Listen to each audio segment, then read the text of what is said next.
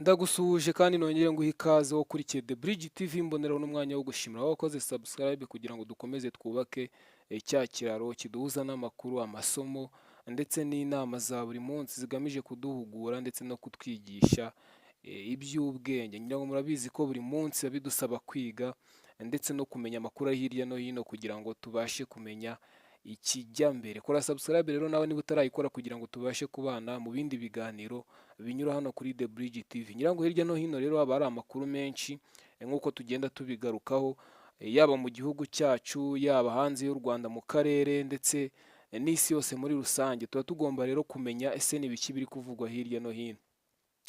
By'umwihariko ndagira ngo tuze kugaruka ku magambo cyangwa imbwirwaruhame y'umukuru w'igihugu cy'u Burundi Evariste Ndayishimiye, cyane ko tumaze iminsi tubona hari byinshi avuga ariko yibasira igihugu cy'u Rwanda.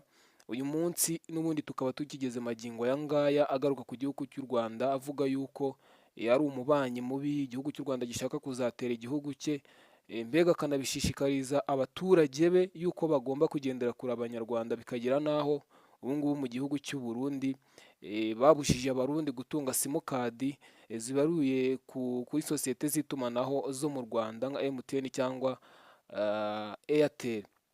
Ibyo byose ni ibikorwa byakomeje kujya bigaragaza yuko iki gihugu cy'u Burundi gifite ukuntu kitameranye neza n'igihugu cy'u Rwanda. Gusa umukuru w'igihugu cy'u Rwanda we yagiye abigarukaho avuga ati twebwe abaje badusanga turaganira, nta kibazo dufitanye n'u Burundi, niba bwafunze imipaka ku mpamvu zabo, twebwe ntago ari twe twagiye gufata iya mbere ngo tuvuge ngo bagiye gufunga imipaka, cyane ko u Rwanda rwanagaragaye ruvuga yuko gufunga imipaka y'u Rwanda n'u Burundi ari u Burundi bwabigizemo uruhare, u Rwanda nta ruhare rwigeze rubigiramo. N'ubwo u Burundi nabwo bwagarutse bugaragaza yuko impamvu rwafunze imipaka ari nabyo ngira ngo turebe umukuru w'igihugu cy'u Burundi yabigarutseho, ari uko ngo igihugu cy'u Rwanda gifasha ndetse kigashyigikira muri buri kimwe umutwe wa Tabara kandi ufite intumbero yo kuzakuraho ubutegetsi bw'u Burundi. Mu Burundi rero umukuru w'igihugu ubwo yagiranaga inteko n'abaturage ndetse n'abamenyeshamakuru, niko babita mu gihugu cy'u Burundi ariko ubwo ni abatangazamakuru muri rusange, yagize ibyo abaganiriza ndetse nabo bagira ibyo bamubaza bigendanye ariko n'igihugu cy'u Rwanda, ari nabyo ngira ngo tuze kugaruka. Urumva iyi nteko yo yabaye, hari ibintu byinshi abaturage, itangazamakuru muri rusange biba bigomba kubaza umukuru w'igihugu, ariko by'umwihariko twebwe turagaruka ese ni ibiki yavuze ariko birebana n'igihugu cyacu cy'u Rwanda, cyane ko yakomeje kujya akigarukaho cyane. Umwe mu banyamakuru ikibazo yamubajije ubwo bari muri iyi nteko, ni inteko yabereye muri stade ya Royal, ahari ni mu mujyi wa Gitega.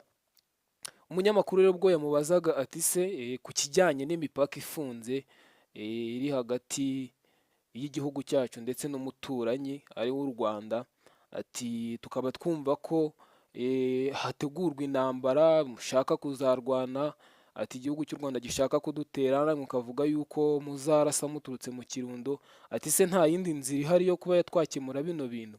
Umukuru w'igihugu cy'u Burundi rero Evariste Ndayishimiye mu kugisubiza yabanje avuga yuko inzira zindi zagiye zigeragezwa nk'inzira z'ibiganiro zigiye zitandukanye, atari ko n'ubundi byaranze. Ati rero twebwe twaterwa ariko ntitwatera, ati twebwe bazaturwanya ariko natwe turiteguye, ati nibapanga kudutera bagaturuka muri Uvira, ati natwe tuzatera i Kigali duturutse mu Kirundo. Uyu mukuru w'igihugu rero yongeye kugaruka avuga yuko ati ikindi kibazo gihari nuko igihugu cy'u Rwanda twakomeje kujya tugisaba umwanzi wacu ari we Tabara nibamuduhe.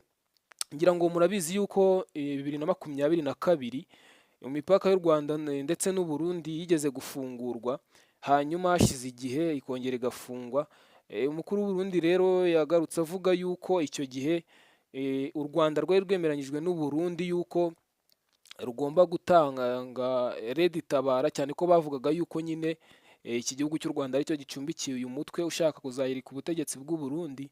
Hanyuma ngo bari bumvikanye yuko igihugu cy'u Rwanda kigiye gutanga Tabara bakayijyana mu nkiko, bakaba bayihana nyine kubera ibyaha ibishinjwa byo kwanga igihugu. ngo hanyuma ayo masezerano bari bagiranye ntiyaza kugerwaho, biza gutuma rero imipaka yongera gufungwa.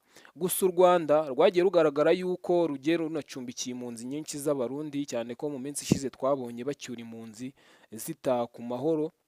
Uyu mukuru w'igihugu cy'u Burundi we rero yagaragaje yuko ngo eh, Red Tabara umufatanyabikorwa wabo ari igihugu cy'u Rwanda, ngo ko babaha buri kimwe ndetse bakanabagaburira. Ati se iyo babaduha tukabanyuza mu nkiko tukaba nyine twabagira abere cyangwa tukabahana bitewe n'ibyaha bagiye bakora, cyane ko uno mutwe wakomeje kujya uhangana n'igihugu cy'u Burundi n'ubundi hakiriho perezida Pierre Nkurunziza, ngo murabizi. Kugeza na n'ubu rero akaba ari umutwe bivugwa yuko n'ubundi ubangamiye cyangwa ufite gahunda mbi yo guhirika ubutegetsi bw'u Burundi. Umukuru w'igihugu cy'u Burundi rero Evariste Ndayishimiye yavuze yuko ngo igihugu cy'u Burundi cyo cyaterwa ariko nticyatera, ngo igihugu cy'u Rwanda ari cyo ngo gisa nkaho gishaka gutangiza intambara ku Burundi. Avuga yuko rero ati njye sinshobora gufungura imipaka ngo batwice, ati kubera yuko nibaturuka muri Uvira badutera, ati natwe tuzaturuka mu Kirundo tubashe kuba twatera i Kigali. Igihugu cy'u Rwanda rero ngira ngo ni kenshi nacyo cyakomeje kujya kigaragaza yuko hari ukuntu Burundi nabwo bufite akaboko kanini mu gushyigikira FDLR. FDLR nawe ni umutwe wasize ugize ibyaha ukora mu Rwanda bya jenoside mu mwaka w'1994. Hanyuma rero uza guhungira mu gihugu cya Kongo, ariko bigaragara yuko n'ubundi imikoranire igihugu cya Kongo gifitanye n'u Burundi n'ubundi ikomeza gushyigikira uyu mutwe wa FDLR. Ngira ngo rero ibibazo biri hagati y'u Rwanda n'u Burundi bisa nkaho bitarangira, noneho hakiyongeraho n'iki gihugu cya Kongo nacyo gikomeza kugaragaza yuko ngo igihugu cy'u Rwanda gishyigikiye umutwe wa M23, bikaba ugasanga ni ibintu by'ibibazo bihererekanye utamenya ngo bizarangirira hehe. Hanyuma rero tukiri mu karere u Rwanda ruherereyemo, reka tubabwire yuko n'ubundi hagati y'umutwe wa M23 ndetse na leta ya Kongo hakomeje kuba imirwano, aho ku munsi w'ejo muri Tanganyika hiriwe imirwano, aho byagaragaye yuko indege za FARDC ariko gusa bivugwa yuko zateguriwe ku butaka bw'u Burundi zarashe amato abiri ya M23 yari arimo abasirikari, bakabagwa muri iyi ntambara cyangwa muri ibi bitero byatewe n'ingabo za FARDC zifatanyije n'Abarundi. Aha ngaha rero amato y'intambara abiri ya M23 bivuga yuko yafashaga gutwara intwaro zigeza ku zindi ngabo za M23 ziri ku duce tugiye dutandukanye, ko zagabweho ibitero n'indege za drone za FARDC zikarasa rero amato abiri akabasha guhita apfa cyangwa n'abari barimo babipfiramo. Ngira ngo rero ni ibingibi byabereye muri Tanganyika, aho M23 nayo yaje guhita ihanura drone ya FARDC cyangwa igisirikari cya Kongo. M23 rero aka kanya wavuga yuko ariyo yagiye hasi kubera yuko nyuma y'ayo mato abiri yayo barashe.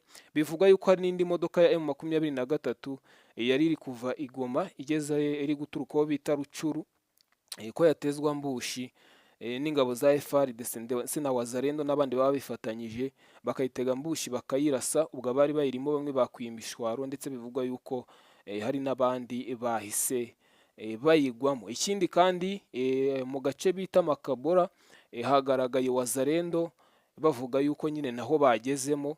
Bivugwa yuko Wazalendo yahise yigamba yuko yarashe M23 ikabasha kuba yajya mu tundi duce cyangwa yasubira inyuma. Hanyuma rero Wazalendo nayo nyine murabizi, iyo bafashe agace runaka M23 yari irimo bahita bifotoza.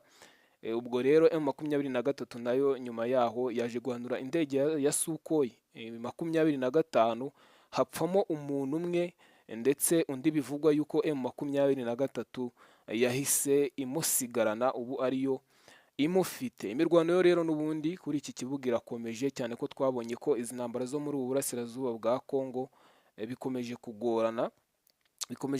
Noneho ngubu ubu tuvugana twavuga yuko iki gihugu cy'u Rwanda kimaze kugira abanzi babiri ba nyabo bahoraho b'abaturanyi, duhana imbibi, duhahirana.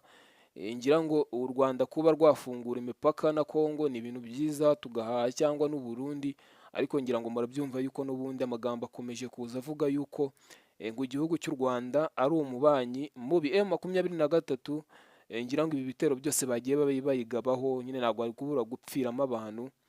Ubwo ku ruhande rwayo nyine turumva yuko yagiye ihomba. Nubwo nayo yaje guhanura iyi ndege ya Sukhoi 25, bikavuga yuko hapfuyemo umuntu umwe ndetse igasigarana n'undi. Imirwano yo iracyakomeje hagati y'umutwe wa M23 ndetse n'iyi leta ya Kinshasa. Ibintu biracyakomeye hagati. Wowe icyo usabwa ni ukudukurikirana ukanda subscribe niba utarayikora, kugira ngo dukomeze twubake kino kiraro kiduhuza n'amakuru, amasomo, inama za buri munsi, ibiganiro bigamije kuduhugura iby'ubwenge. Kora subscribe, ndabashimiye. Ngende Kivu West, mukomeze mugire impera nziza z'umwaka.